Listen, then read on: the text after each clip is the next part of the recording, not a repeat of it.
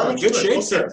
All right, hey everybody, good morning. Good morning. Hey, this is a great day here in Orlando, and we are here and happy to be able to tell you that we're going to talk about the mystery of opportunity zones. We are in an opportunity zone.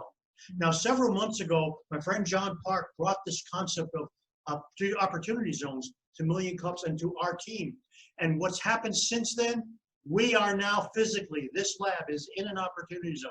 The people that own the area around here are all, it's all within an opportunity zone. We are really, really ready to be supporting those people that want to invest in opportunity zones. And if I asked each one of you, tell me, what is an opportunity zone? I bet you a certain percentage, maybe 60, 70%, would not know what we're talking about. So today, I'm going to take a little bit of extra time. John only had 6 minutes the last time.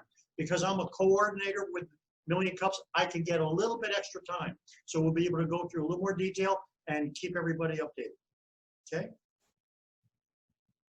Qualified opportunity zones. Those of you that don't know, back in 2017, there was something called the Jobs Act. And in the Jobs Act, they created something called opportunity zones. What opportunity zones are is identification of certain places throughout the United States that have need for investment opportunities coming into their area because they are lower income and not being kept up with the rest of the community around them. It primarily is a tax incentive for people that want to put their money into a qualified opportunity zone. Okay. The basic design was created through legislation from the IRS to realize capital gains from projects that you had prior to going into an invest opportunity zone, and also to save money from while you're in a project that's in an opportunity zone. You can take, and the beauty of it is when this Jobs Act first came out, it was a little confusing. People thought that it was only there for you to invest in real estate property, commercial property, things like that. Turns out that's not true. They've updated it in April of 2019 and again in December of 2019 that it includes investing in operating businesses. So for example, we at the lab here, we are an operating business. We've got investors who have given us money to be able to come into this location. They put that money out of their capital gains from another project. They're not paying any taxes on it. When they get their share of what we have here, and we make money for them, they won't pay any capital gains taxes on it.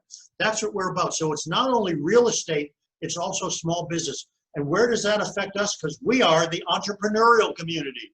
And if you can put your money into an entrepreneurial activity and put us into one of the buildings in an opportunity zone, it'll be fantastic. Everybody will win.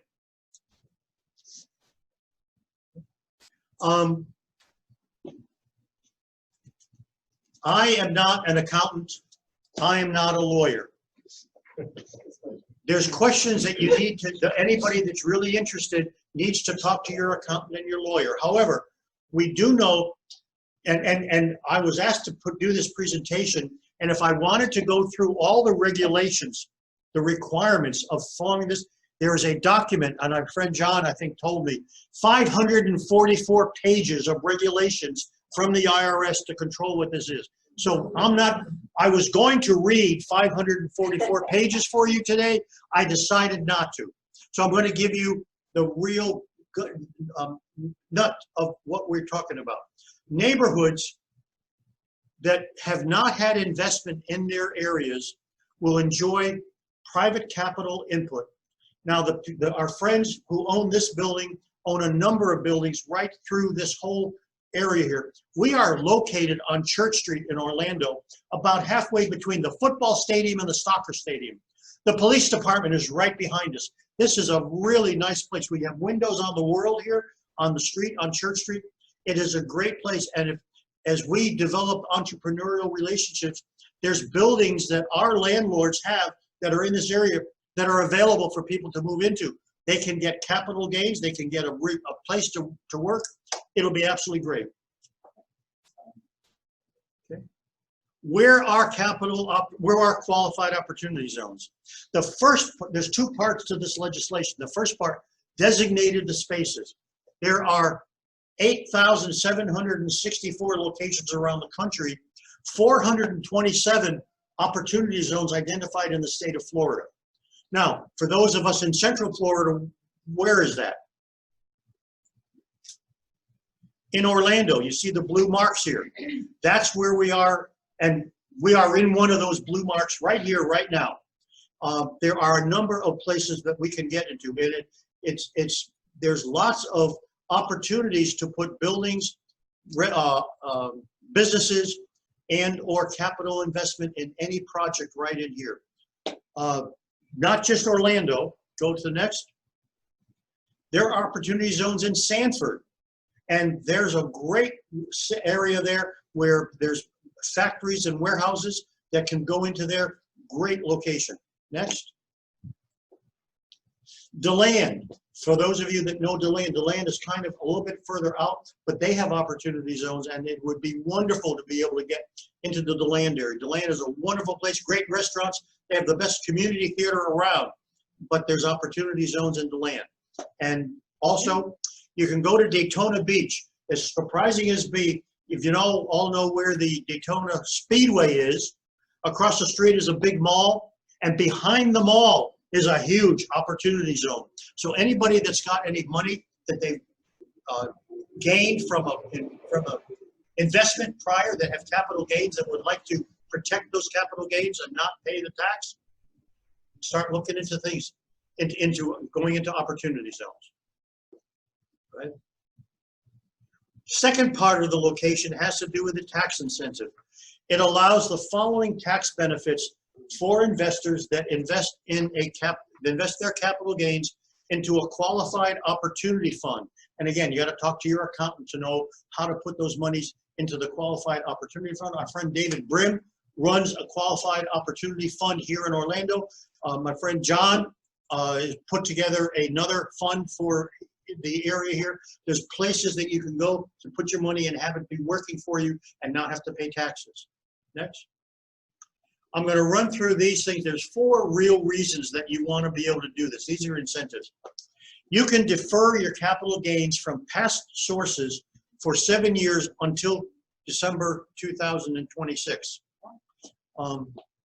You have to invest that money within 180 days of your gain. You can step up the basis. The basis is the elimination of the original deferred gain. You can save another 15% of your capital gains after 7 years if you keep it in there. And if you get 100% tax-free appreciation of what comes out of this investment, if you keep it in there for 10 years. And some of you some investors may have been carrying losses, and they have to account for that. If your capital gains are in a opportunity zone, you don't have to worry about paying back those losses. The regulations, 544 pages, is a wonderful read for anybody. Or have your accountant do it. Okay, next. In summary, put it this way: a taxpayer, an investor, will defer and reduce, won't quite eliminate, but you reduce it tremendously of whatever the tax would be on your original capital gains from investments that you had either in property or in businesses. If you meet the 544-page statutory requirements, the gain is related to the appreciation on the investment is completely eliminated, regardless of how much gain you're going to get if you keep it in there for 10 years. So there's no limit to what you can get that will be, you'll be able to eliminate your taxes requirement from the capital gains investment. It is a great opportunity. It's something that came up in the Jobs Act. And again, I refer everybody to talk to their lawyer, talk to their accountant to get the details of this. Or on the other hand, if you've got some money and you want to just get it started really fast, call me, Alan Shafer, and everybody knows how to reach me. We can put you in touch with entrepreneurs who are looking for money, who are looking to come into the opportunity zone. Next page. And the real reason that we're here talking about this is because we have executed what I've just preached. we're actually doing what we said. Our company, LiAison Labs, in combination with the Hope Collection, which is a bunch of services that provide help for homeless, veterans, emergency workers, teachers, everybody that needs help comes through the Hope Collection, and we have a great relationship between LiAison Labs that's helped expand what the Hope Collection is. We've taken a lease here on this building. Our address is 1016 West Church Street. Again, between the two stadiums, you couldn't get a nicer place here on Church Street. We are here to promote entrepreneurism within Central Florida. We are providing the skills. We have a group of mentors here.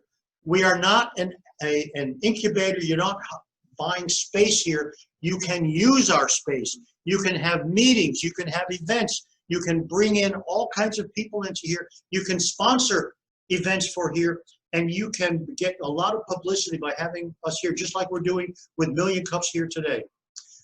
There's potential small business investments for everybody out there who has an investment that they want to be able to capitalize on. That's what we're here for. Okay? Awesome. Questions? Big round of applause for Alan first. Let's see a round of applause, and we'll get to the Q&A section. So Alan,